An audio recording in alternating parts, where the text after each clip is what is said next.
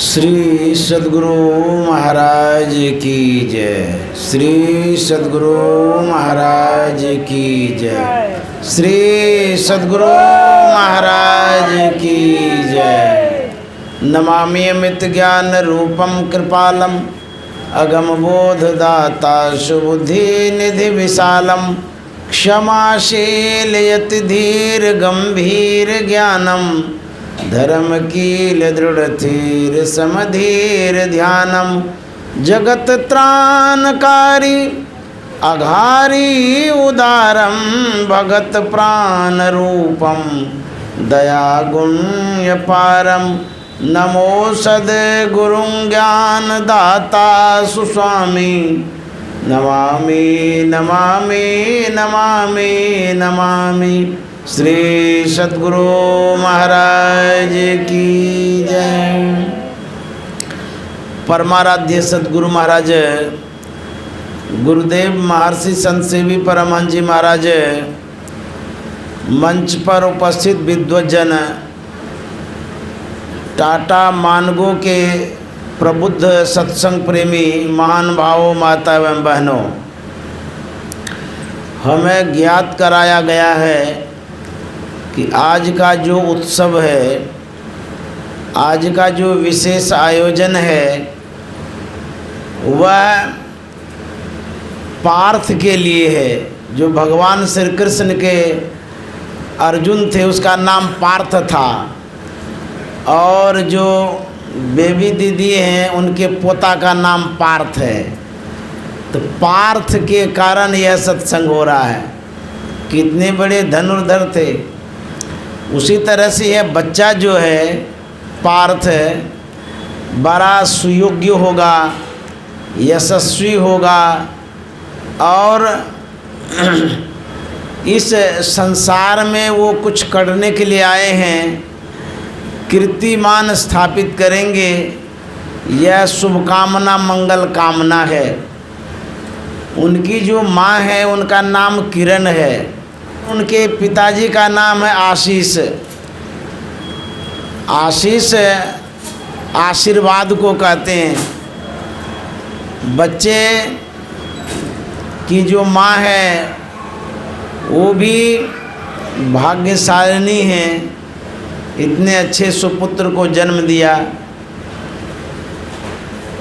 पार्थ के जो पिता हैं वो भी भाग्यशाली हैं, ऐसे पुत्र रत्न की प्राप्ति हुई। और उनकी दादी माँ जो है वो भी भाग्यशालिनी है, बेबी दीदी, क्योंकि उनको भी सुंदर सा पोता प्राप्त हुआ है। इसी खुशी में यह सत्संग है। तो गुरु महाराज की असीम अनुकंपा है इन सपरिवार पर, जिनके घर में संस्कारी बच्चा आया है। किसी न किसी जन्म में साधना करके पूरा नहीं कर पाया तो इस श्रीमान के यहाँ जन्म लिया है। इस घर में उसको सत्संग मिल रहा है। बहुत सारे बच्चों को आप देखते होंगे, जन्म होता है लेकिन कोई कार्यक्रम नहीं हो पाता है। कोई कार्यक्रम होता भी है किसी के यहाँ तो बड़ा बड़ा पार्टी होती है, उस पार्टी में लाखों खर्च होता है लेकिन सत्संग नहीं होता है। यह बच्चा सौभाग्यशाली है, अभी तो जन्म हुआ है। उनकी दादी माँ ने कहा कि 2 महीना से प्लस हुआ है, 2.5 महीना के बीचे में है। इतना छोटा बच्चा, उसको सत्संग मिल रहा है, ये कम सौभाग्य की बात है। अभी से ये संस्कारित हो रहा है, सत्संग के बीच में बैठा हुआ है, कितना बड़ा सौभाग्य है। और हम लोगों के बीच में टाटा के बहुत सारे सत्संग प्रेमी तो आए ही हैं, वृद्धाश्रम से भी कुछ माताएं लोग आई हैं, मैं उन्हें भी प्रणाम करता हूँ, जिन्होंने सत्संग में पधारने की कृपा की, उपस्थित होने की कृपा की है। वो माताएं लोग धन्य हैं। जो इस सत्संग में उपस्थित हो गई हैं, क्योंकि गोस्वामी जी ने लिखा है, बड़े भाग पाइए सत्संगा, बिनहि प्रयास होई भव भंगा। यह जो सत्संग मिलता है सौभाग्य से मिलता है। परम प्रभु परमात्मा की असीम अनुकंपा जब होती है तब सत्संग की प्राप्ति होती है। और गोस्वामी जी ने लिखा है, बड़े भाग मानुष तन पावा, सुर दुर्लभ सब ग्रंथ ही गावा। बड़े भाग्य से सत्संग मिला है और बड़े भाग्य से मनुष्य का शरीर मिला है। हम बड़भागी हैं जो मनुष्य के शरीर को प्राप्त किए हैं। यदि इस शरीर को पाकर के सत्कर्म सद्धर्म और सत्संग नहीं करें तो गोस्वामी जी ने ही लिखा है विनय पत्रिका में, ते नर नरक रूप जीवत जग, भव भंजन पद विमुखा बागी, नई सत्संग भजन नई हरि को, श्रवण राम कथा अनुरागी। बड़भागी शरीर पाए हैं लेकिन सत्संग भजन नहीं करते हैं, कहते वह शरीर पाना भी बेकार है। गोस्वामी जी दोनों बात कह दिए। शरीर बड़भागी है, यदि हम सत्संग भजन नहीं करेंगे तो दुर्भाग्य है। सूकर स्वान श्रृंगाल सरिस जन, जनमत जगत जननी दुख लागी।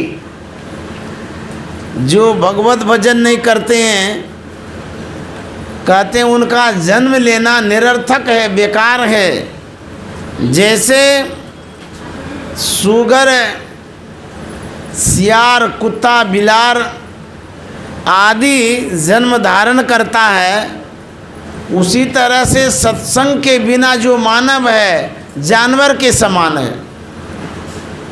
उपनिषद में लिखा है, आहार निद्रा भय मैथुनंच सामान्य में तत्पशुभिर नरानाम, ज्ञानम नरानाम अधिकं विशेषो, ज्ञाने हीना पशु भी समाना। खाते हैं, सोते हैं, बाल बच्चा पैदा करते हैं। यदि हम जानवर के आचरण से अपने आप को बराबर पाते हैं तो जानवरों हम में क्या अंतर है? कोई नहीं अंतर है। हम में ज्ञान की प्रधानता है, ज्ञान की विशेषता है। जिस मानव में ज्ञान नहीं है वह कैसा मानव है? कहते ज्ञाने नहीं ना पशु भी समान। उसकी संज्ञा पशु की है। खाना पीना सो जाना सब काम है पशु समाना जी। पशुवत जीवन जो जीता है, मानव होकर के भी उनका जीवन निरर्थक है। जो सत्संग और भजन नहीं करता है उनका जीवन बेकार है। बड़भागी मनुष्य का शरीर मिला है। जरा शरीर पर विचार करिए तो कैसा शरीर है। सुंदरदास जी महाराज ने लिखा है, जा शरीर माही तू अनेक सुख माने रही हो, ताई तू विचार या में कौन बात भली है। हारन सु भरियो मुख, हारन के नैन नाक हाथ पांव सो सब हारन की नली है। सुंदरदास जी महाराज कहते हैं, भीतर भंगार भरी ऊपर से कली है। ऊपर में सुंदर सुंदर शरीर तो है लेकिन भीतर में क्या है? मल मूत्र से भरा हुआ है। गुरु महाराज ने कहा है कि तन नाव द्वार हो रामा, अति ही मलिन हो ठामा। तन नाव द्वार हो रामा, अति मलिन हो ठामा। त्यागी चढ़ो दस मैं दुआरे, सुख पाओ रे भाई। चलू चलू चलू भाई, धरु गुरु पद धाई, हो माई दृढ़ अनुरागी, ब्रह्म त्यागी हो भाई। शरीर पर यदि विचार करेंगे तो यह शरीर क्षितिजल पावक गगन समीरा, पंच रचित अति अधम शरीरा, इसको अधम की भी संज्ञा मिली है और जानवर की भी संज्ञा मिली है। यदि सत्संग भजन करते हैं तब तो बेहतर है, नहीं तो बदतर है। इसलिए सत्संग की बड़ी आवश्यकता है जीवन में। यह जीवन जो मिला है भगवत भजन करने के लिए मिला है। एक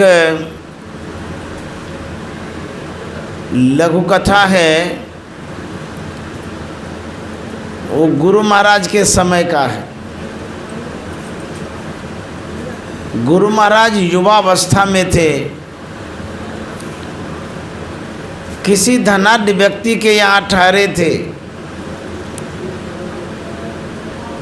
जितने बड़े वो व्यक्ति समाज में कहलाते थे, उतने बड़े विनम्र और सज्जन भी थे, बड़े अच्छे थे।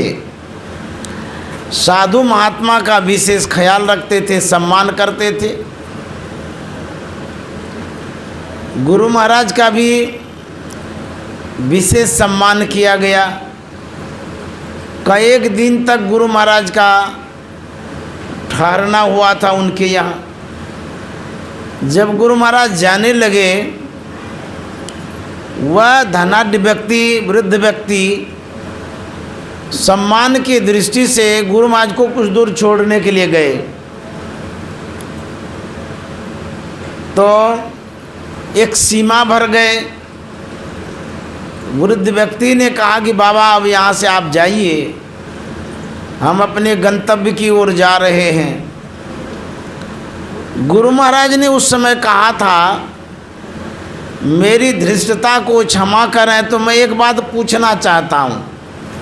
उस वृद्ध व्यक्ति ने कहा कि बाबा इसमें धृष्टता की क्या बात है, आप साधु महात्मा हैं, जो पूछना है पूछिए, उसमें क्या बात है। गुरु महाराज ने पूछा था कि आप समाज के इतने प्रतिष्ठित व्यक्ति हैं, धनाढ्य व्यक्ति हैं, भरा पूरा परिवार वाले हैं, आप समाज के किसी सज्जन को कहते हमें छोड़ने के लिए, वो आपकी बात को शायद नहीं काटता, छोड़ने के लिए आ जाता। घर के किसी सदस्य को बोलते तो वो भी छोड़ने के लिए आ जाता, आपकी बात को नहीं काटता। जानना मैं यही चाहता हूँ, इतने बड़े आदमी होकर के आप स्वयं मुझे छोड़ने के लिए आए, सो आपके मन में कौन सी बातें आ गई। वह बूढ़ा कहता है कि बाबा मेरा शरीर उस मुकाम तक पहुँच गया है जैसे पका हुआ आम हो, कब टपक पड़े। वृद्ध शरीर हो गया है, किस समय संसार से कूच कर जाएंगे ये भी पता नहीं है। मेरे मन में हुआ यह शरीर कब छूट जाएगा, कब समाप्त हो जाएगा पता नहीं। इस वृद्ध शरीर से साधु की सेवा हो जाए, इससे बढ़कर के और क्या होगा। उसी सेवा भावना से मैं आपको यहाँ तक छोड़ने के लिए आया। अब देखिए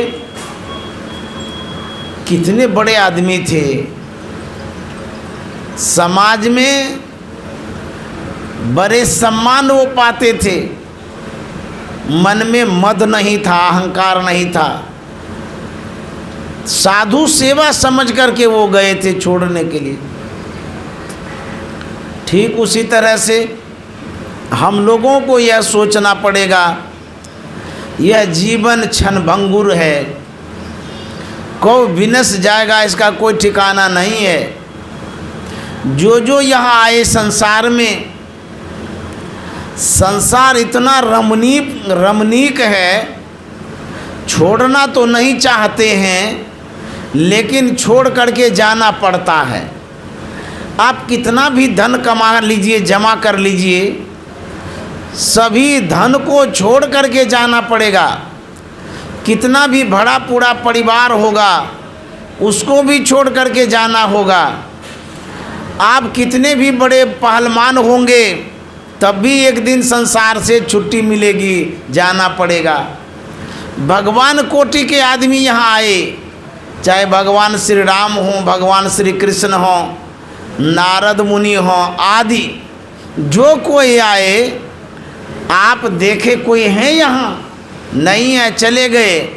अथवा अभी जो वर्तमान में हैं कोई नहीं रहेंगे, सब चले जाएंगे। संत महात्मा याद दिलाते हैं यह संसार क्षणभंगुर है, छूटने वाला है। इसलिए क्या करना चाहिए? गुरु महाराज ने कहा था सुकृत कर ले, नाम सुमर ले, को जाने कल की, जगत में खबर नहीं पल की। कल का कोई ठिकाना नहीं है, कल क्या होगा। इसलिए सुबह से शीघ्र, शुभ काम को शीघ्र कर लेना चाहिए। जैसे बेबी दीदी ने सत्संग कराया, अभी तो छोटा नन्हा मुन्ना बच्चा है, फिर भी ये इनके मन में हुआ कि नहीं जल्दी से जल्दी सत्संग करा लेते हैं। कोई 6 महीना पूरने के बाद कराते हैं, अन्नप्राशन कराते हैं, कोई साल में कराते हैं। इनकी श्रद्धा और भक्ति को देखिए, इनके मन में हुआ 6 महीना साल भर आने में तो देर है, अभी जो वक्त मेरे हाथ में है इस बच्चे के लिए क्यों न सत्संग भी करा लो। शुभ काम में देर क्यों करेंगे? तो इन्होंने बड़ा सराहनीय काम किया है। बच्चा जब बड़ा होगा तो वो अपने कराएगा, तब तक दादी माँ इस काम को पूरा कर ली, अपना काम क्यों छोड़ेंगे? बड़ा होगा तो अपना वो सत्संग कराते रहेगा। तो यह जो काम इन्होंने किया सराहनीय काम किया है, शुभ काम किया, अच्छा काम किया है। बच्चे को सत्संग दे करके इन्होंने अनमोल काम किया है। भले वो बच्चा छोटा है लेकिन फिर भी वो संस्कारित हो रहा है। इस तरह से यह काम बहुत अच्छा किया गया है। बच्चा भी सत्संग सुनता है, समझता है। बाबा नानक के समय की एक घटना है। बाबा नानक सत्संग कर रहे थे, वहाँ पर बच्चे, बूढ़े, युवा सब के सब आते थे सत्संग सुनने। सभी वर्ग के लोग सत्संग सुनते थे। एक छोटा सा बच्चा बराबर सत्संग में आता था। एक दिन बाबा नानक ने उस बच्चे से पूछा, अरे बाबू, तू तो नन्हा मुन्ना है, छोटा है, तू मेरे सत्संग में बराबर आता है, तुम क्या सुनता समझता है? जो बड़े बड़े आदमी हैं वो समझदार हैं, शिक्षित हैं, मेरी बातों को सुन कर के समझ कर के सत्संग में आते हैं, और तुम क्या समझता है जो सत्संग में बराबर आ जाता है? वह बच्चा जवाब देता है कि बाबा, जब मैं घर पर होता हूँ, जिस समय मेरी माँ भोजन बनाती है, मैं चूल्हे के पास बैठा रहता हूँ, मैं माँ को देखता हूँ, वो जब मोटी मोटी लकड़ियों को चूल्हे में डालती है तो देर से जलती है, जब पतली पतली टहनियों को डालती है तो जल्दी जल जाती है। यह देख करके मेरे मन में प्रेरणा हुई, जो बड़े बड़े आदमी हैं वो तो मोटी मोटी लकड़ियों के समान है, वो तो देर से मरेंगे, जो छोटे छोटे नन्हे मुन्ने बच्चे हैं वो पतली टहनियों के समान है, वो जल्दी मर जाएंगे। इसी ख्याल से मैं आपके सत्संग में आ जाता हूँ। बाबा नानक ने कहा, तू बच्चा नहीं, तू तो बूढ़ा है जी। वास्तव में सत्संग को तुमने ही समझा है। न बालक न यौवने न वृद्धि कछु बंध, वह अवसर नहीं जानिए जब आए परे जमफंद। इस जीवन का कोई ठिकाना नहीं है, इसलिए जब से जागो तभी सवेरा।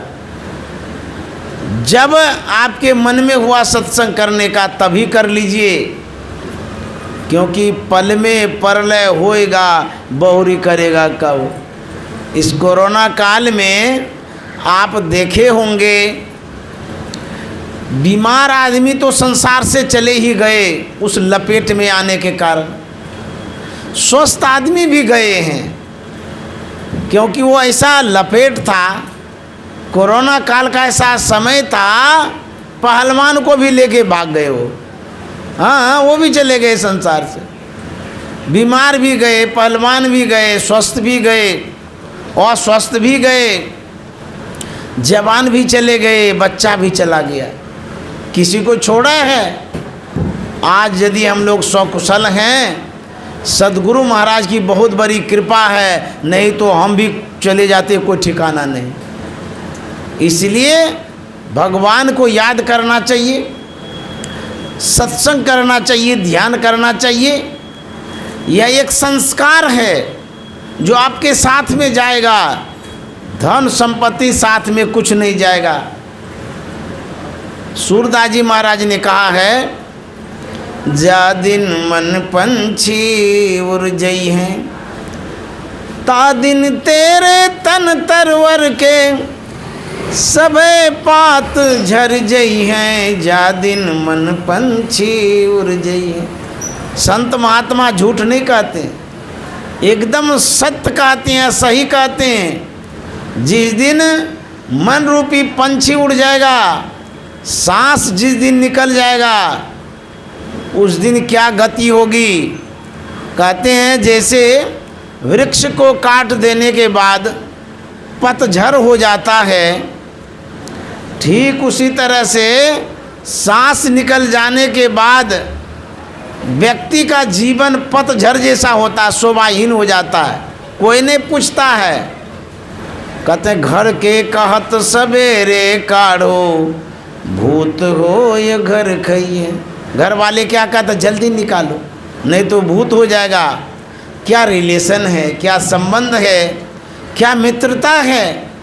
आप जिनके साथ जीवन पर्यंत बिताए, जीवन भर हास प्रयास किए, जीवन भर रहे, और सांस निकलते ही संबंध विच्छेद हो गया, कहते हैं जल्दी निकालो।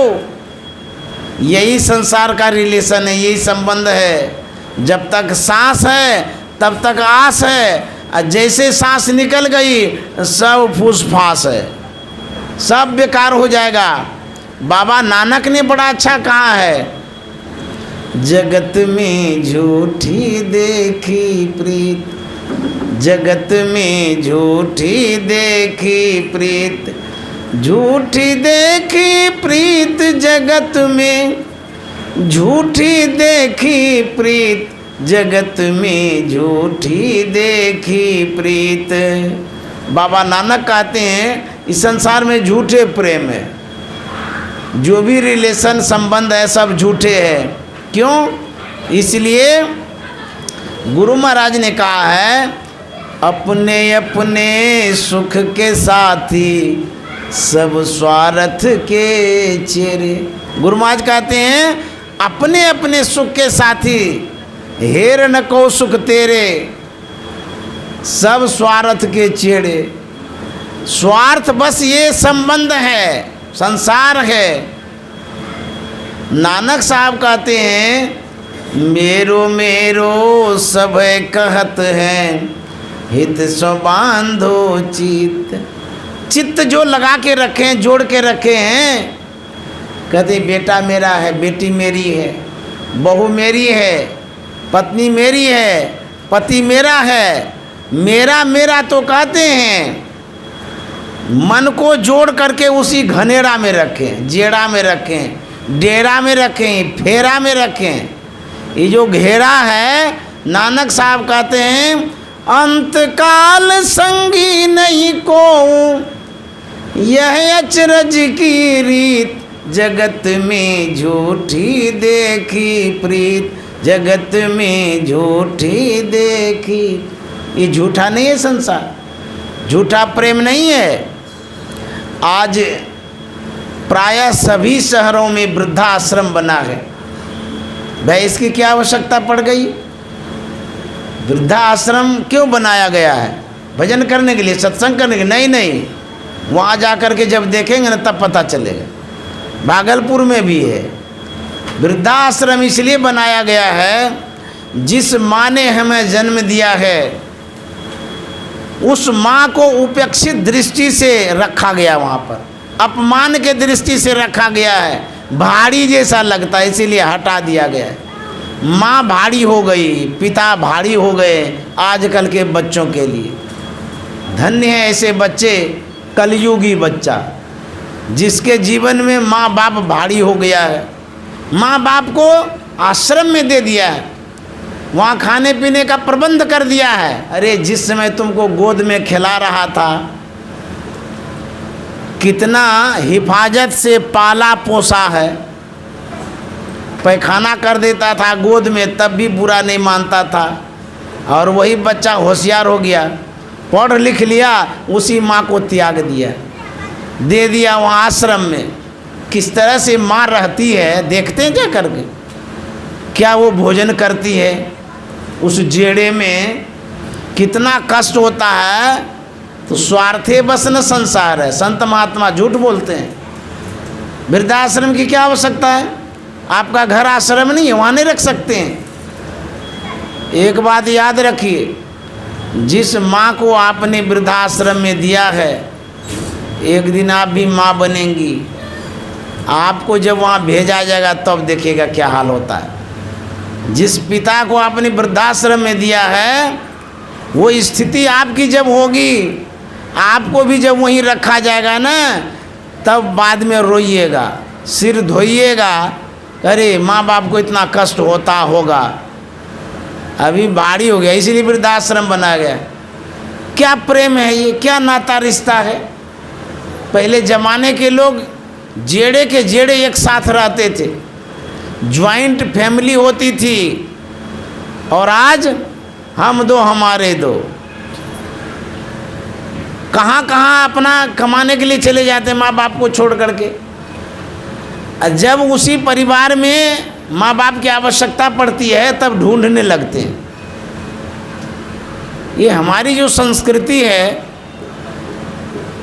किस देश की नज़र पड़ गई है पता नहीं, इतना विघटन होते जा रहा है। हमारी संस्कृति कैसी थी, एक साथ सब रहते थे, एक साथ भोजन करते थे, सुख दुख में सहभागी होते थे। और हमारी संस्कृति इतनी बदल गई, ऐसी विडंबना हो गई कि माँ बाप को भी साथ में नहीं रख पाते। जिसने जन्म दिया है, जिसने पोसा है, पाला है, रखा है। मैं कई एक जगह वृद्धाश्रम में सत्संग करने गया हूँ। कलकत्ता में चेतला नाम करके स्थान है, वहाँ भी वृद्धाश्रम में मैंने सत्संग किया है। मैंने देखा है, देख करके अफसोस भी होता है, क्यों नहीं माँ बाप को साथ में आजकल के बच्चे रखते। वो बच्चा भी जब माँ बाप के समान होगा तब उसका क्या हाल होगा। ये जो शिक्षा है आजकल की, पेट भात की शिक्षा है,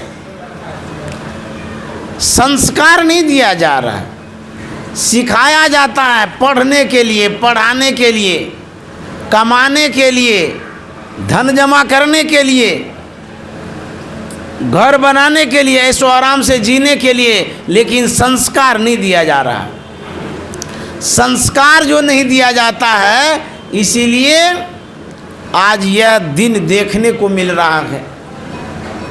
जानते हैं, गुरु महाराज कहा करते थे, पुराने ज़माने के जो लोग होते थे बच्चे को पेट में भी संस्कारित करते थे।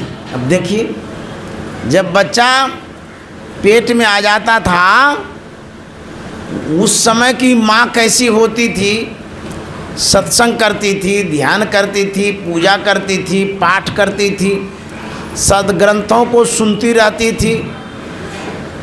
उस तरह का ज्ञान उस समय बच्चे को मिलता था। जैसे आप अष्टावक्र की कहानी सुने होंगे, जब माँ के पेट में था उसी समय उनके पिताजी वेद पढ़ रहे थे पढ़ने में त्रुटि हो गई, पेट से ही अष्टावक्र मुनि टोक दिया। उनके पिताजी कोहल ऋषि पूछ देते हैं पत्नी से कि आवाज़ कैसी आई, कहाँ से आई, कौन बोला? उनकी पत्नी कहती है पेट में पल रहा आपका जो पुत्र है वही आपको टोका है गलती के कारण।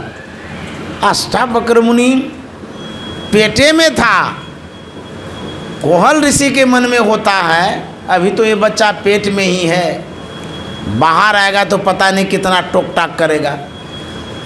फिर पढ़ने लगा, फिर त्रुटि हो गई, फिर टोक दिया। ध्यान दीजिए मेरी बातों पर, बच्चा पेट में भी संस्कारित होता है, यही मैं सुना रहा हूँ। और संस्कारी बच्चा जब आएगा तब जरूर सम्मान करेगा। दोबारा टोक दिया।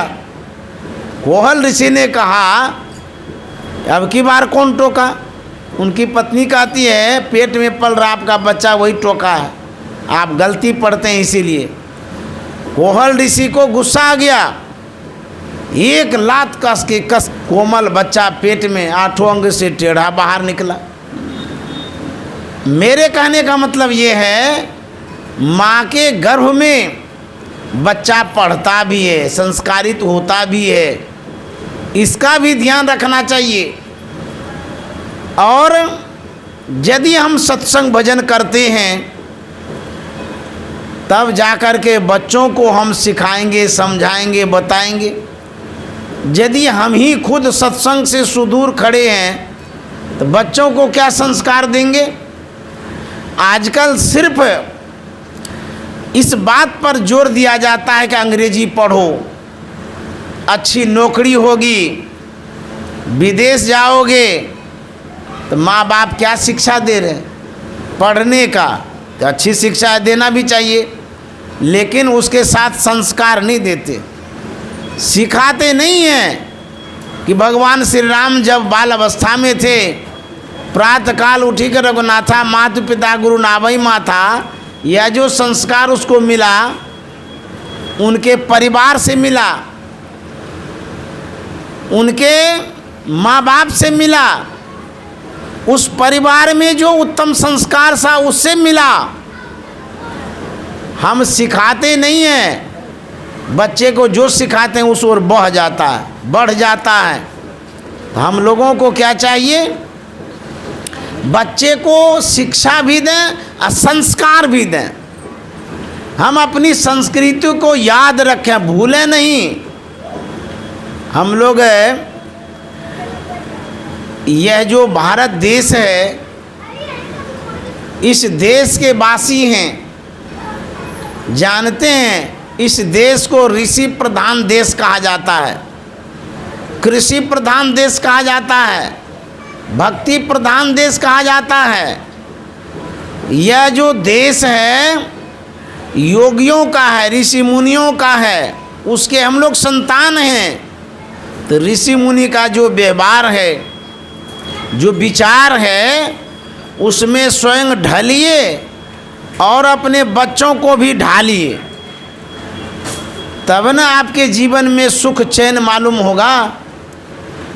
हमें इस बात की आवश्यकता है, हम अपने संस्कृति को याद रखें, अपने संस्कारों को फैलावें एक दूसरे में।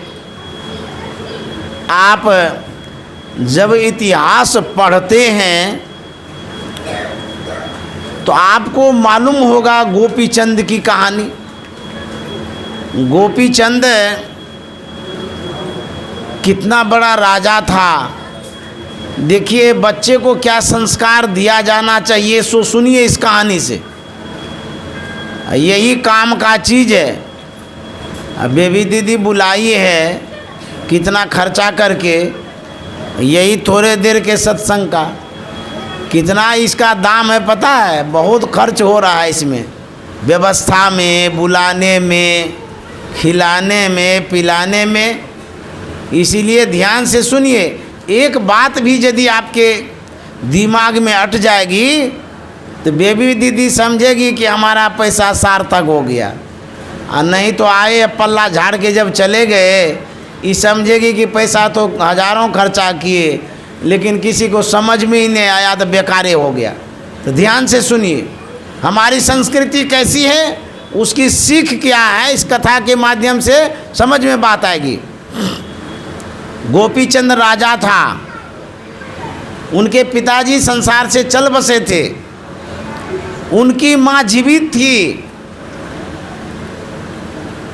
एक दिन गोपीचंद छत के किनारे स्नान कर रहा था खुले बदन, उनकी माँ छत पर घूम रही थी। एकाएक नज़र नीचे करती है, स्नान करते हुए गोपीचंद को देखी, देख तो ली लेकिन रोने लगी। छत पर से ही वो रो रही थी, ठीक गोपीचंद के सीध में रो रही थी। गोपीचंद नहा रहा था, आँख से आंसू टपक पड़ी, खुले बदन था, गरम गरम आंसू जो गिरा, गोपीचंद आँख चका गया। अभी तो मैं ठंडे जल से स्नान कर रहा हूँ, गरम जल कहाँ से आ गया। जैसे ही इधर उधर नज़र किया तो कोई नज़र में आया नहीं, ऊपर नज़र किया, उसको नज़र में आया कि माँ रो रही है। भागते हुए यहाँ से गया, देखिए पुत्र कैसा होता है, दौड़ते हुए गया वहाँ और माँ से कहता है कि माँ तुम रो क्यों रही हो, किस चीज़ की आवश्यकता पड़ गई, तुम्हें किस बात का दुख हुआ जो रो रही हो, बताओ। उनकी माँ ने कहा कि बेटा तुम्हारी सुंदरता पर रो रही हूँ। गोपीचंद ने कहा कि माँ यदि मैं सुंदर हूँ तो तुम्हारा सुपुत्र हूँ, तुम्हें तो प्रसन्न होना चाहिए, रोने की क्या बात है। उसकी माँ ने कहा कि बेटा तुम ठीक कहते हो, मैं रो इसलिए रही हूँ, तुमसे भी विशेष सुंदर तुम्हारा पिता था, वो मिट्टी में मिल गया, आज नहीं है संसार में। यह जो सुंदर शरीर परमात्मा ने दिया है, यह भी एक दिन मिट्टी में मिल जाएगा। मुझे अफसोस हो रहा है, परमात्मा ने कृपा करके मनुष्य का शरीर दिया है, एक दिन ये मिट्टी में मिल जाएगा, इसीलिए मुझे रोना आ रहा है। तो गोपीचंद ने कहा माँ तो क्या करना चाहिए।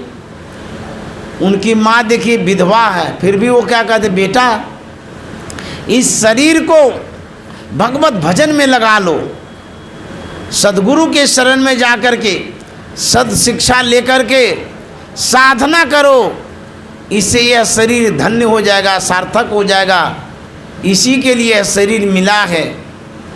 गोपीचंद ने कहा कि माँ मेरे पिताजी भी नहीं हैं, मैं इस राज्य का राजा हूँ, मैं ही शासक हूँ यहाँ का, पूरे प्रजाओं का देखभाल मेरे जिम्मे है और घर परिवार का भी जिम्मेवारी मेरे ऊपर है। माँ यदि मैं भजन सत्संग करने के लिए चला जाऊँगा तो तुम्हारा देखभाल कौन करेगा, तुम कैसे रहेगी, अस्त व्यस्त जीवन हो जाएगा, तब क्या होगा। उनकी माँ ने कहा कि बेटा यह जो संसार है ऐसे ही बनते बिगड़ते रहता है, तुम्हारे जैसे कितने राजा यहाँ आए चले गए, तुम भी एक दिन चले जाओगे और ये जो राजकाज है ऐसे ही चलता रहेगा। आज तुम हो, तुम चलाते हो, कल तुम नहीं रहोगे, दूसरा आएगा वो चलाएगा। आज मैं हूँ, तुम देखभाल करते हो, कल मैं नहीं रहूँगी, तुम नहीं रहोगे, तो किसी तरह तो जीवन बीतेगा ही बीतेगा। तुम क्यों मोहित होते हो, तुम क्यों सोचते हो कि हम ही सब कुछ करने वाले हैं। जब तक तुम्हारी सांस है तब तुम करोगे और उसके बाद तो कोई दूसरा आएगा करने के लिए। संसार पर आसक्त मत हो, यह संसार आते जाते रहता है, संसार को मत बनाओ, संसार में बन जाओ, इसीलिए मनुष्य का शरीर मिला है। बोले माँ तुमको कष्ट नहीं होगा। बोले बेटा यदि तुम भगवत भजन करने के लिए जाओगे, भगवत भजन करके तुम अपने जीवन को बनाओगे तो मेरा कोख धन्य हो जाएगा कि मेरे कोख से निकला हुआ जो बच्चा है वो साधु बन गया, सत्संगी हो गया, सार्थक कर लिया अपने जीवन को। मैं भले ही नमक रोटी खा लूँगी, यदि तुम भजन करोगे उसमें जो मुझे सुख मिलेगा वो सुख तुम्हारे यहाँ रहने से, ये विलासिता में जीवन बिताने से मुझे सुख नहीं मिलेगा। तुम जाओ भगवत भजन करो, मेरी चिंता छोड़ दो, राज्य की चिंता छोड़ दो, परिवार की चिंता छोड़ दो, ये सब बनते ही बिगड़ते रहता है, इसलिए तुम जाओ यहाँ से। देखिए कैसी माँ थी। हम आप यदि रहते तो कहते नहीं नहीं मत जाओ, यहीं रहो, हमारा कौन देखभाल करेगा, हमको कौन खिलाएगा। छोड़ना नहीं चाहेंगे बेटे को, कहेंगे हमको खिलाओ पिलाओ बढ़िया से रखो। लेकिन गोपीचंद की माँ देखिए कितनी वीरांगना थी, कितनी बड़ी भक्तिन थी, कितना वैराग्य था उनके मन में, कितना बड़ा त्याग था। अपने सुख को तिलांजलि दे रही है और बेटे को भगवत भजन में लगा रही है। ये संस्कार है ना। आज्ञा पाकर के गोपीचंद जाता है गुरु गोरखनाथ जी महाराज के पास, उनसे निवेदन करता, कहता गुरुदेव मुझे आप अपने सेवा में रख लीजिए, शरण में रख लीजिए, मैं आपसे शिक्षा दीक्षा लेना चाहता हूँ, यहीं रह करके भगवत भजन भी करूँगा। गुरु गोरखनाथ जी महाराज ने देखा ये तो राजा है, और राजा को कैसे वैराग्य हो गया। उनका जीवन तो विलासिता में जीवन होता है, राज्य काज में इतना मशगूल होता है कि साधु बनना बड़ा कठिन है। लेकिन आ कैसे गया। गोरखनाथ जी महाराज सोचते हैं इसकी परीक्षा लेनी चाहिए, तब इसको रखेंगे।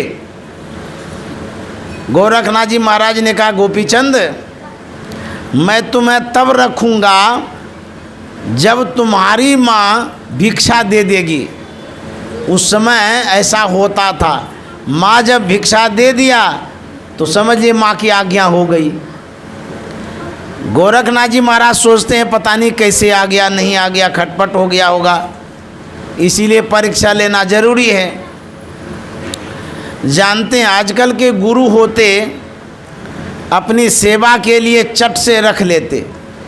उस समय के गुरु कैसे थे, जब गुरु महाराज प्रचार प्रसार कर रहे थे, गुरुदेव महर्षि संत सेवी जी महाराज गुरु महाराज के पास गए थे, दीक्षा प्राप्त किए। उसके बाद गुरु महाराज से इन्होंने कहा था मैं आपकी सेवा में रहना चाहता हूँ। गुरु महाराज ने पूछा था कि आपके परिवार में कौन कौन है। तो महर्षि संत सेवी जी महाराज ने कहा था मेरे परिवार में और भी सदस्य हैं, माँ भी हैं। अब देखिए सच्चे सद्गुरु कैसे होते हैं। कच्चे गुरु होते तो जल्दी सेवा में रख लेते। क्यों, आजकल जो गुरु होते हैं अपना स्वार्थ सिद्ध करते हैं, और चेला का जो होगा सो देखा जाएगा। अनरा गुरु बहरा चेला दोनों नरक में ठेलम ठेला, ऐसे आजकल के गुरु होते हैं। अपना स्वार्थ सिद्ध करता है, शिष्य जहाँ जाए जाने देता है, सेवा लेते रहता है। शिष्य का निगरानी नहीं करेगा कैसा है नहीं है, संस्कार नहीं देगा, अपना काम बनाने के लिए रखता है सेवा में। बहुत गुरुजी तो ऐसे होते हैं, गार्ड के तरह रखते हैं सेवक को, सिपाही की तरह रखते हैं, अंग रक्षक के तरह रखते हैं, चेला को बदमाश बना के रखते हैं ताकि हमारे पर कोई वार न करे। क्या संस्कार देता है चेला सबको।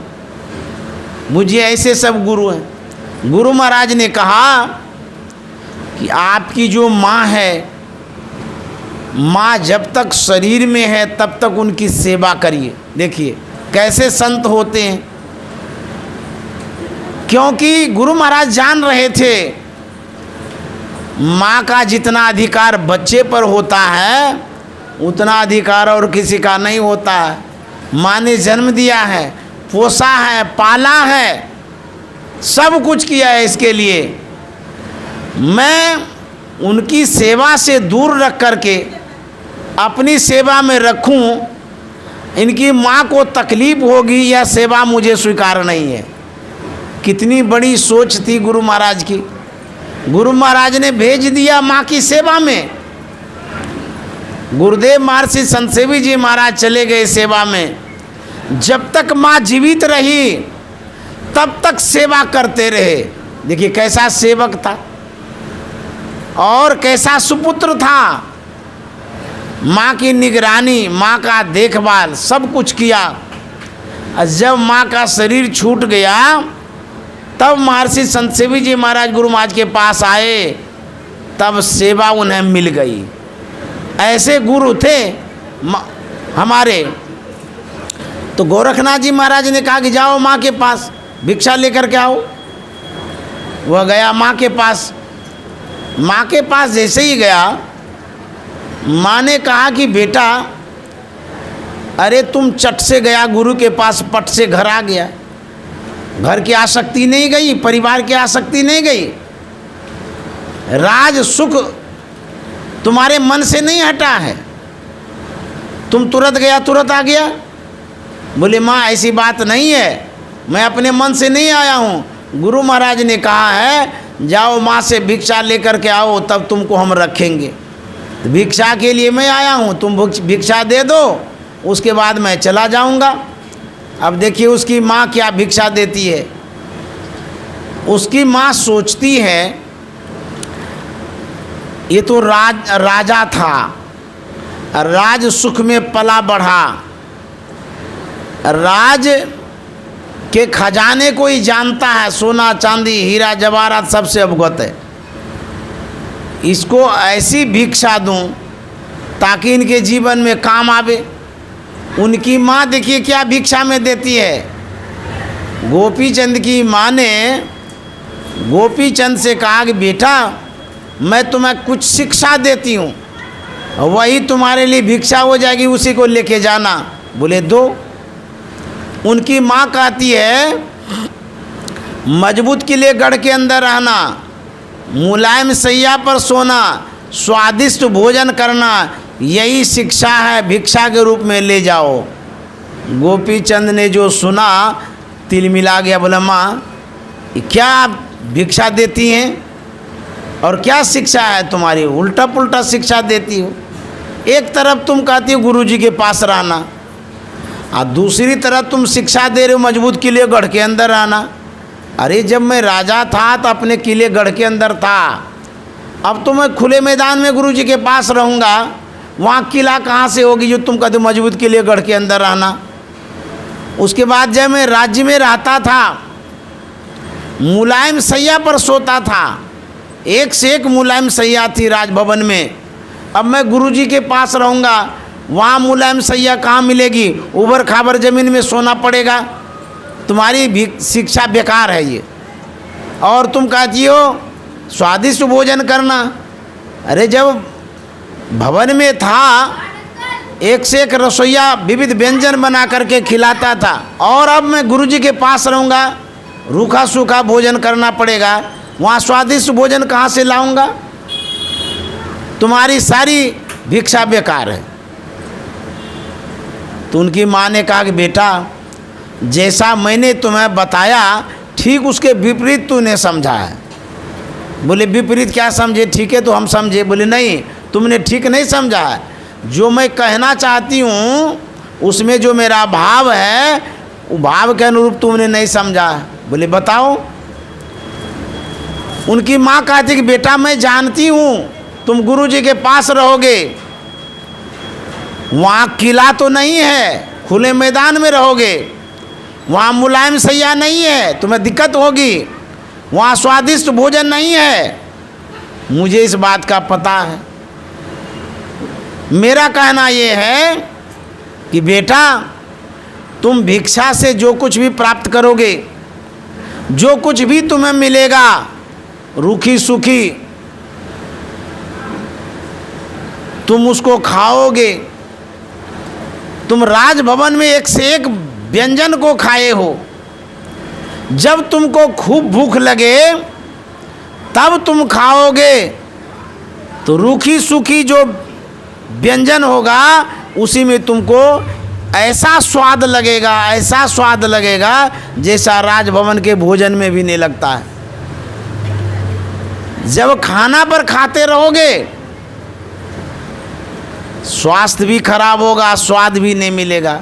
जब भूख लगती है, साग सत्तू खाते हैं तो देखिए कितना अच्छा लगता है। इसलिए उनकी माँ ने कहा कि भूख सताने लगे तब तुम खाना। बोले हाँ माँ, ये ठीक ही तुम कहती हो। दूसरी बात, मैं जानता हूँ तू जंगल में रहोगे, उबड़ खाबड़ जमीन पर सोना पड़ेगा, मुलायम सैया पर सोया हुआ शरीर है, मुझे इस बात का पता है। बेटा, सेवा करते करते जब थक जाना, खूब नींद सताने लगे, तब तुम जहाँ भी सोओगे, ऊबर खाबर जमीन में भी सोओगे, इतनी गहरी नींद आएगी जितनी गहरी नींद मुलायम सैया पर भी नहीं आती है।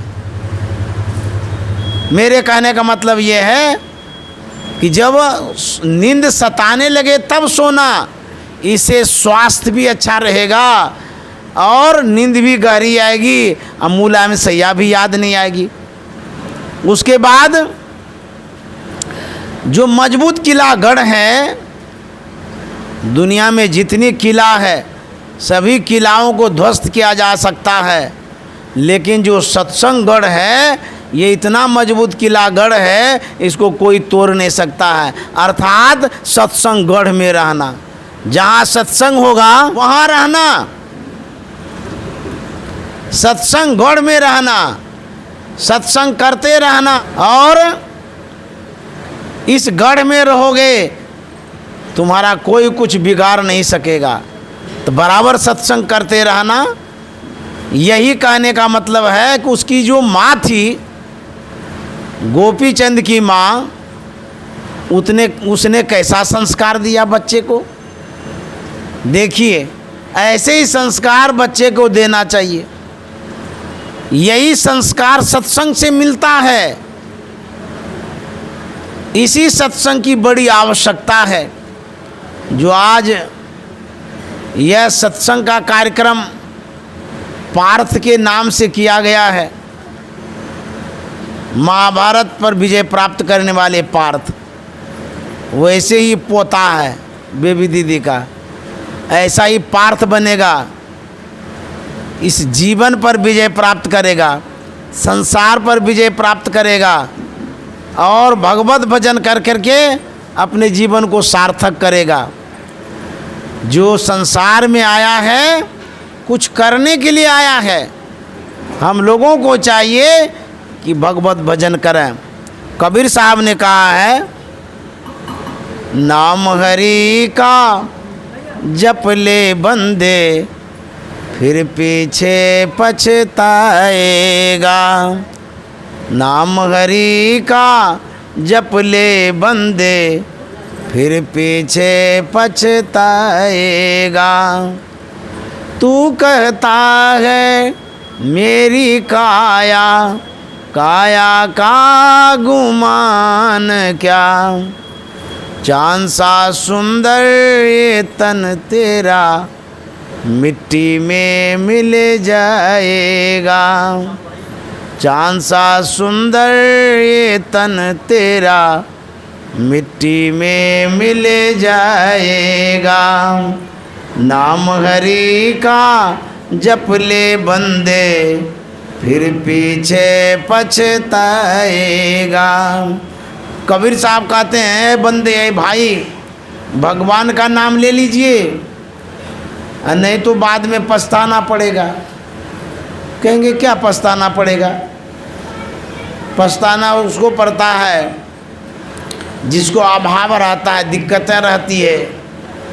हमारे पास तो भरा पूरा परिवार है, अगाध धन है, अलमारी में रुपया भरा हुआ है, एसी वाला रूम है, 4 व्हीलर से चलते हैं, सब सुविधा है तो पछताना क्या पड़ेगा? यहाँ पछताने की क्या बात है? कबीर साहब कहते हैं पछताना पड़ेगा। कब? जब आपके अलमीरा में ड्राई फ्रूट्स होगा, मामरा बादाम, और उस समय आपका लीवरे काम नहीं करेगा, डॉक्टर कहेगा मामरा बादाम मत खाइएगा, तब चना का सत्तू घोल के पीजिएगा। उस समय नहीं पछताना पड़ेगा कि बाप रे बाप इतना रुपया कमा करके रखे हैं, इतना ड्राई फ्रूट्स रखे हैं, बेशकीमती ये है और इसे हम खा नहीं सकते हैं। बड़ा पछतावा होगा, अफसोस होगा। उस समय अफसोस होगा जब शरीर में पचने की क्षमता कम हो जाएगी, पचाने की, पचा नहीं पाएंगे, अच्छे अच्छे व्यंजन नहीं खा पाएंगे।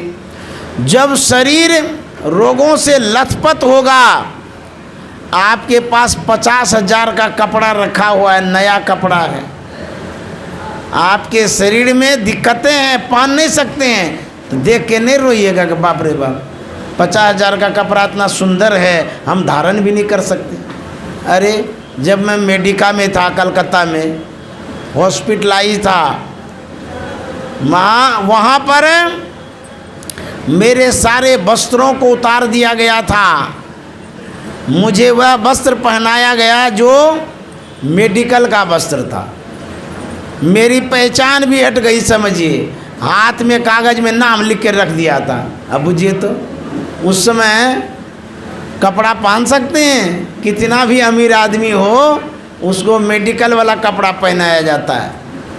उस समय अफसोस होगा ये क्या हो गया।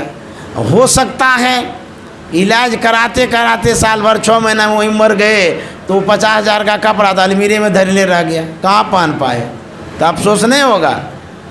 बहुत अफसोस होगा। समझ गए? जिस घर में आपने करोड़ों लगाया, घर बनते बनते बीमार हो गए, बीमार ऐसे हो गए कि हॉस्पिटल में पड़े हुए हैं, एकांत में, वहीं से याद करते हैं बाप रे ये करोड़ रुपया का घर बनाए, एक को 2 दिन नहीं सुख भोग कर पाए, हम कहाँ हॉस्पिटल के कोने में पड़े हुए हैं। नहीं अफसोस होगा? जरूर होगा अफसोस कि पता नहीं अब ऐसा शरीर आ गया है, ऐसी स्थिति आ गई है, लगता है कि अब हम मर जाएंगे। तो उस समय आप बीमारी से नहीं रोइएगा, बल्कि आपने जो संसार बढ़ाया बनाया है उससे रोइएगा। बीमारी तो अलग है, लेकिन जो आपने खून पसीना एक करके कमा करके जमा किया है उसके लिए रोना आएगा कि ये सब भोग नहीं पाए, अब हम चले जाएंगे। देखिए, नाम हरि का जप ले बंदे फिर पीछे पछताएगा। तू कहता है मेरी काया, काया का गुमान क्या, चांद सा सुंदर ये तन तेरा मिट्टी में मिल जाएगा।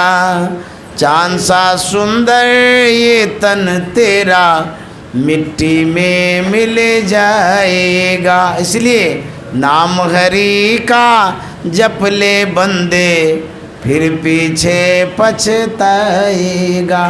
संसार में जो कुछ भी आपको प्राप्त होता है आप फूले नहीं समाते हैं। जैसे आपके पास कोई मेहमान आता है, बढ़िया सा गिफ्ट लेके आता है, वह गिफ्ट आपको देता है तो आप कहते वाह हमको इतना अच्छा गिफ्ट मिल गया। आपको जो कुछ भी मिलता है संसार का आप बड़ा खुश हो जाते हैं। संसार के लोगों द्वारा जो प्राप्त होता है उसका आप गुणगान भी करते हैं, नाम भी लेते हैं। लेकिन जरा एक बार सोचिए, जिस परमात्मा ने इतना बड़ा उपकार किया है, इतना बड़ा गिफ्ट दिया है, उसका एक बार नाम भी नहीं लेते हैं। भगवान के नाम को भूल गए हैं और संसार के लोगों के नाम को याद रखते हैं। जो साधारण सा तुच्छ सा भेंट आपको मिलता है, परमात्मा ने कितना बड़ा गिफ्ट दिया है। अरे जो पृथ्वी दिया है इसका कोई कीमत दे सकता है? एक बित्ता ज़मीन के लिए लोग गला काट देता है, कहते नहीं 1 इंची हम बढ़ने नहीं देंगे, ये हमारी ज़मीन है, इतनी ज़मीन मेरी है। ये पूरी पृथ्वी परमात्मा ने बना दिया है, एक को बार कहता है कि ये हमारी ज़मीन है, कहीं यहाँ से भगा देगा तो परमात्मा आकर के डंडा से मार के भगाने लगेंगे, तब क्या कहिएगा? क्या कहिएगा? हमारी ज़मीन है, कहाँ से आपने लाया है? परमात्मा का ये उपकार है जो पृथ्वी दिया उन्होंने। इस पृथ्वी पर पानी दिया है, एक बोतल पानी लेते हैं 10 रुपया 20 रुपया का देता है, ट्रेन में खरीदते होंगे। साधारण पानी 10 रुपया में, और उसके बाद उससे थोड़ा अच्छा होता है तो 20 रुपया में मिलता है। 1 लीटर पानी का दाम 20 रुपया है, और उस परमात्मा ने पूरे पृथ्वी में पानी भर दिया है, 75% पानी दे दिया है, उसको यादों नहीं रखते हैं को बार, और उसी परमात्मा का पानी लेकर के बेचते रहते हैं। इसलिए कबीर साहब कहते हैं, नाम हरि का जप ले बंदे फिर पीछे पछताएगा। नाम हरि का जप ले बंदे फिर पीछे पछताएगा। वहाँ से क्या तू लाया बंदे, यहाँ से क्या ले जाएगा। वहाँ से क्या तू लाया बंदे, यहाँ से क्या ले जाएगा। मुट्ठी बांधे आया जग में, हाथ पसारे जाएगा। मुट्ठी बांधे आया जग में, हाथ पसारे जाएगा। नाम हरि का जप ले बंदे फिर पीछे पछताएगा। लोग यह भी सोचा करते हैं, इस सत्संग भजन करना तो बूढ़े पुराने का काम है, लेकिन इस जीवन का कोई ठिकाना नहीं है, इसे भी याद रखना चाहिए। ये बूढ़े पुराने का काम नहीं है, ये सत्संग और भजन करना मानव का काम है। बालापन से लेकर के वृद्धापन तक का काम है। जब से सांस शुरू हुआ है तब से लेकर के जब तक सांस बंद नहीं होती है तब तक का ये काम है, इसीलिए इसे करना चाहिए। आप यहाँ से क्या लेके जाइएगा, जरा सोचिए तो। साधु महात्मा कहते हैं संतोष रखिए और सत्संग भी करिए। बिनु संतोष न काम न साही, काम अछत सुख सपने उनाई। राम भजन बिन मिटही के कामा, थल बिहुन तरु कब हिंग जामा। संतोष रखिए। शरीर को संसार में इतना न पेड़िए गन्ना के तरह कि ये कोई काम का ही न रहे। कबीर साहब का तो साईं इतना दीजिए जामे कुटुंब समय, अब मैं भी भूखा न रहूं साधु न भूखा जाए। इतना तो चाहिए ही, हमारा भरण पोषण हो जाए, परिवार का हो जाए, कुटुंब समाज का हो जाए। एक वक्त तो आदमी इतना कमाता है, कमाते कमाते अंतिम सांस तक कमाते ही रहता है, कमा करके मर जाता है, साथ में कुछ नहीं जाता है। आप शरीर में रहने वाले हैं, शरीर आप नहीं हैं। ये शरीर आपका है, इस बात को भी सोचिए। यह शरीर एक दिन जल करके राख हो जाएगा और आप यहाँ से चले जाएंगे। आपके साथ में क्या जाएगा?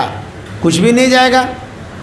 उपनिषद में लिखा हुआ है कि भारो अविवेकिनः शास्त्रम, भारो ज्ञानं चौरागिनः, अशांतस्य मनो भारो, भारो नात्म विदो वपुः। कहते हैं वो विवेकी के लिए शास्त्र भार है। किताब की बात सुनाइएगा ना, हमको भारी लगता है, हम नहीं सुनेंगे। भारो अविवेकिनः शास्त्रम, भारो ज्ञानं चौरागिनः। जो आसक्त है, रागी है, संसार आसक्त है, जिसको संसार ही अच्छा लगता है, वैसे रागी व्यक्ति के लिए ज्ञान भार है। बहुत आदमी है टाटा में, आसपास में भी है, लेकिन सत्संग खाड़ा लगता है। अब क्या करिएगा, अब उसको खाड़ा लगता है तो बढ़िया है, लगने दीजिए।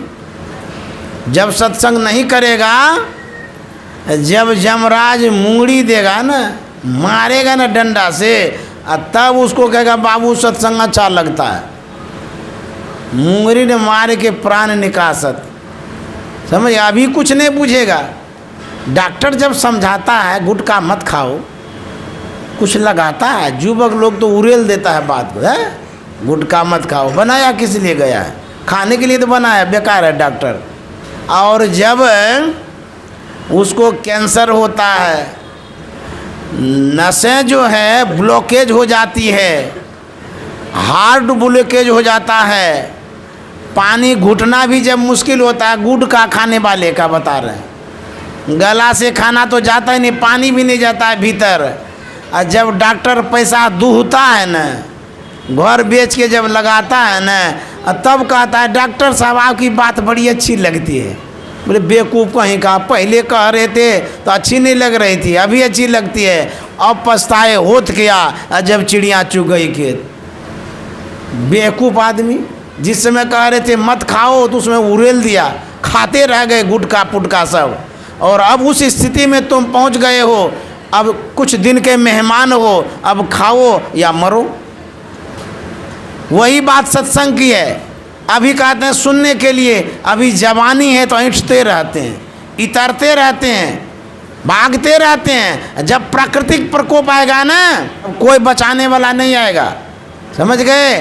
तो व्यक्ति जब परिस्थिति से घिरता है, उसके बाद परमात्मा याद आता है। पहले कभी लगाता है परमात्मा को? भगवान कौन है, ईश्वर क्या है, किसी को नहीं लगाता है। वो कहता फालतू है, ये सब बेकार सब ये है। जब समस्या घिरती है ना, तब परमात्मा याद आता, तब वो झागुनी याद आता है, पंडित याद आता है, पूजा पाठ याद आने लगता है। लेकिन जब जवानी रहती है, जोश रहता है, कोई चीज़ का अभाव नहीं रहता है, तो किसी को नहीं लगाता है। याद रखो, एक दिन ये जो समय है जरूर बदलेगा, परिस्थितियाँ बदलेगी, दिन बदलेगा, दुर्दशा होगी। उस समय तुमको कौन बचाने के लिए आएगा? इसलिए साधु महात्मा कहते हैं खान पान को प्रथम संहारो, तब रस रस अवगुण सब मारो। अब गुरु महाराज ने कहा है यदि सत्यम शिवम सुंदरम चाहते हैं, सत्संग नित अरु ध्यान नित रहिए करत संलग्न हो। व्यभिचार चोरी नशा हिंसा झूठ तजना चाहिए। इन बातों को अपनाओ, और यदि नहीं अपनाओगे एक दिन दुर्दशा होगी, रोगे, पछताओगे। कोई सहयोगी नहीं मिलेगा, कोई मदद करने वाला नहीं मिलेगा, न डॉक्टर मदद करेगा, न भगवान मदद करेगा। रो रो करके जीवन प्राण निकलेगा। इसीलिए यदि स्वस्थ रहना चाहते हैं तब भी सत्संग करिए, यदि संस्कारी बनना चाहते हैं तब भी सत्संग करिए, जीवन को सुंदर बनाना चाहते हैं तब भी सत्संग करिए, इस संसार को बनाना चाहते हैं तब भी सत्संग करिए, मरने के बाद परमार्थ बनाना चाहते हैं तब भी सत्संग करिए। सत्संग के अलावा और कोई उपाय नहीं है। इसीलिए साधु महात्मा कहते हैं भगवत भजन भी करना चाहिए, भगवान का नाम भी लेना चाहिए। जपना है तो जप ले बंदे, आखिर तो मिट जाएगा। जपना है तो जप ले बंदे, आखिर तो मिट जाएगा। कहत कबीर सुनो भाई साधो, करने का फल पाएगा। कहत कबीर सुनो भाई साधो, करने का फल पाएगा। नाम हरि का जप ले बंदे, फिर पीछे पछताएगा। नाम लीजिए भगवान का। भगवान का नाम लेने के लिए दीक्षा की आवश्यकता पड़ती है। गुरु ज्ञान देते हैं, बोध देते हैं, समझदारी देते हैं, सीख देते हैं। वो बताते हैं कि कैसे भगवान का नाम लेंगे। ताली बजा बजा करके लेते हैं, ये भी ठीक ही है, लेकिन इतना से काम नहीं चलेगा। मुंह से बोल बोल करके नाम लेते हैं, ये भी ठीक है, लेकिन इतना ही भगवान का नाम लेने से काम नहीं चलेगा। तब सच्चे सद्गुरु के पास जाएंगे, वो जो शिक्षा देंगे, दीक्षा देंगे, उसके अनुरूप जब भगवान का नाम लेंगे तब विशेष कल्याण होगा। इसीलिए दीक्षा की भी आवश्यकता है। संत मत से जुड़ने के लिए दीक्षा एक कारगर पुल है। इसलिए जो जुड़ना चाहते हैं उसे दीक्षा लेनी चाहिए, दीक्षा लेकर के सत्संग भजन करना चाहिए। लंबा मार्ग दूरी कर, बहुत लंबा समय तक आपको भजन करना पड़ेगा।